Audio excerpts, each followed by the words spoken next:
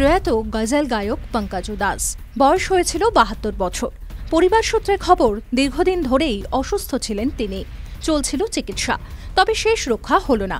সোমবার ২৬শে ফেব্রুয়ারি মৃত্যু হয়েছে তাঁর। তার মৃত্যুতে পরিবারের তরফে প্রকাশ করা হয়েছে এক শোক বার্তা। শোক প্রকাশ করেছেন গায়ক সোনু নিগমও। সোনুর কথায়, আমার শৈশবের একটা অংশ হারিয়ে গেল। আপনি নেই জেনে আমার হৃদয় কাঁদছে। পুরস্কার নিতে উঠে বেমালুম এড়িয়ে গেলেন স্ত্রী আলিয়া ভাটকে ধন্যবাদ জানাতে। সম্প্রতি রণবীর কাপুরের এই কাণ্ড দেখে মেজাজ হারালেন আলিয়া ভক্তরা। এক শ্রেণী দাবি করে বসলেন, ছেড়ে দিন আলিয়াকে। যদিও অপর শ্রেণী এটা স্পষ্ট করে দিতে পিছুপা হলেন না, অতীতে এই একই কাজ আলিয়াও করেছেন, তাই বিষয়টা নিয়ে জলঘোলা না হওয়া। উর্বশী রতেলার জন্মদিনে এবার হানি সিংয়ের সারপ্রাইজ। ২৪ ক্যারেট সোনায় মোড়া কেক উপহার দিলেন অভিনেত্রী তথা মডেলকে, যার দাম ৩ কোটি টাকা। আর সেই কেক কেটে জন্মদিন সেলিব্রেশন উর্বশীর। ছবি সোশ্যাল মিডিয়ায় পোস্ট হতেই ৩ কোটি কেক দেখার জন্য ভিড় জমাচ্ছেন নেটিজেনরা। কেউ করছেন কটাক্ষ, কারো আবার পোস্ট দেখে চোখ। বলিউডে তিনি পার্টি গার্ল বলেই পরিচিত। কাজল ও অজয় দেবগনের কন্যা রাত পার্টি করতে বেশ পছন্দ করেন, যার জন্য বিতর্কেও নাম লিখিয়েছেন রাতারাতি।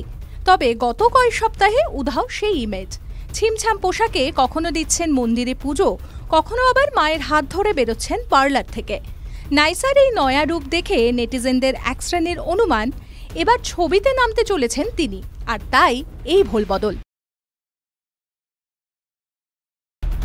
আগামী ২রা মার্চ বিয়ে করছেন গায়ক এবং সঙ্গীত পরিচালক অনুপম রায়। তাঁর হবু স্ত্রীর নাম প্রস্মিতা পাল। অনুপম বলেছেন, হ্যাঁ বিয়ে করছি, জায়গাটা এখনই বলতে চাইছি না। আর একটাই অনুষ্ঠান করছি ২রা মার্চ, কলকাতাতেই। তবে টলিউড নয়, পরিবারের মানুষেরাই হাজির থাকবেন। সবাইকে ধন্যবাদ এত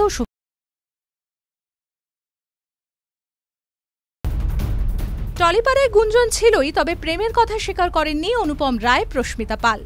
বিয়ের খবর সামনে আসতেই আর রাগঢাক নয়, বললেন, একই পেশা হওয়ার কারণে বহুদিন ধরেই আমি অনুপমকে চিনি। সম্পর্ক কবে থেকে তা যদি জানতে চান, তবে বলা ভালো এই ১ বছর।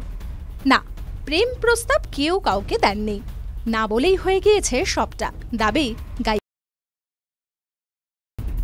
অনুপম রায়ের প্রাক্তন স্ত্রী পিয়া চক্রবর্তীকে বিয়ে করার পর থেকেই একের পর এক কটাক্ষের মুখে পড়তে হয়েছিল পরমব্রত চট্টোপাধ্যায়কে। অনুপম রায় ফের বিয়ের পিড়িতে শুনে কি বলছেন তিনি? তার কথায়, দুজন মানুষ ভালোবেসে একসঙ্গে থাকতে চাইছে, এটা সবসময়ই আনন্দের খবর। অনেক শুভেচ্ছা অনুপম এবং প্রস্মিতাকে।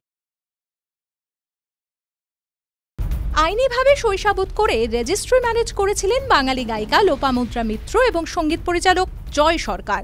সামাজিক কোনো অনুষ্ঠানই হয়নি তাঁদের, ফলে বিয়ের মণ্ডপে বসার স্বাদ অপূর্ণই থেকে গিয়েছে গায়িকার। বাকিদের বিয়ে করতে দেখে ফের বিয়ে করতে চাইছেন লোপামুদ্রা। পাত্রকে? পাত্র আর কেউ নন, লোপামুদ্রার স্বামী। ডামি ছাড়া মারামারি দৃশ্যে অভিনয় করেন ফুলকি ধারাবাহিকের নায়িকা দিব্যানী মণ্ডল।